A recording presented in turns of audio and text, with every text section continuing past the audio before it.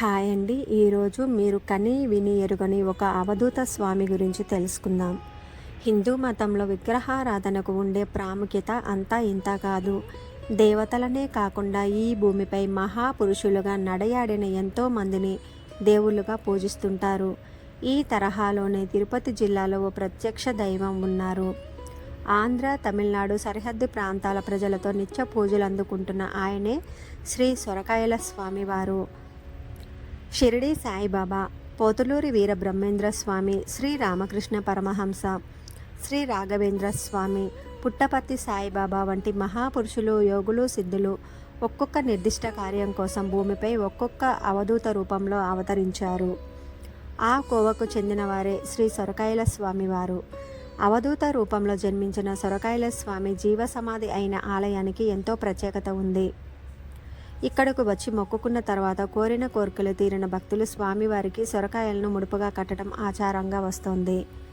తిరుపతి జిల్లాలోని ఆంధ్రప్రదేశ్, తమిళనాడు సరిహద్దులో గల నారాయణవనంలో సొరకాయల స్వామివారి ఆలయం కొలువై ఉంది.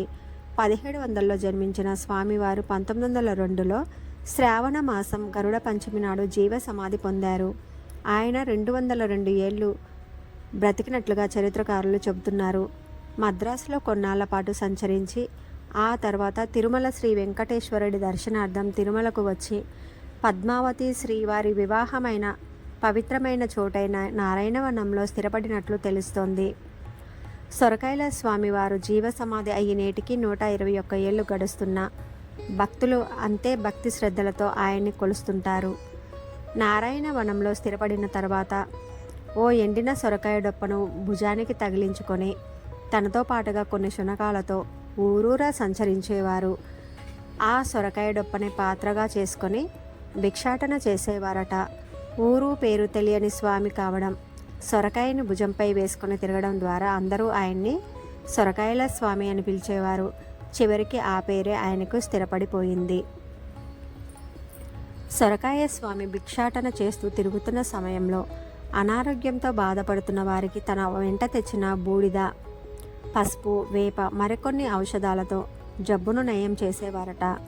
దీంతో ప్రజలు ఆయన్ని వైద్యునిగా చూసేవారు. ఆ కాలంలో నారాయణవనం ప్రాంతంలో విపరీతమైనటువంటి చేతబడులు, బాణామతులు, క్షుద్ర పూజలు అధికంగా జరిగేవి. వాటితో అనేక మంది ఇబ్బంది పడుతున్న సమయంలో స్వామివారు క్షుద్ర ప్రయోగాలను నిర్వీర్యం చేసి ప్రజలను రక్షించేవారట. 1902లో సొరకాయల స్వామి జీవ సమాధి కావడంతో ఆ ప్రాంతంలోని భక్తులు ఆయనకు ఆలయం కట్టి విశేషంగా పూజిస్తున్నారట. సొరకాయల స్వామి జీవ సమాధి అవుతున్న సమయంలో ఆయనే స్వయంగా దునిని వెలిగించారు. అప్పటి నుంచి ఇప్పటి వరకు ఆలయంలో అభిముఖంగా అగ్నిగుండం అఖండ జ్యోతిలా వెలుగుతూనే ఉండడం ఇక్కడ విశిష్టత. సొరకాయల స్వామి జీవ సమాధికి పైభాగంలో ప్రతిష్ఠించిన స్వామి విగ్రహానికి అమావాస్య, పౌర్ణమి దినాల్లో ప్రత్యేక పూజా కార్యక్రమాలు నిర్వహిస్తుంటారు. ఆ సమయంలో స్వామిని దర్శించుకునేందుకు ఆంధ్రప్రదేశ్, తెలంగాణ, తమిళనాడు, కర్ణాటక, కేరళ రాష్ట్రాల నుంచి వేల సంఖ్యలో భక్తులు తరలి వస్తూ ఉంటారు.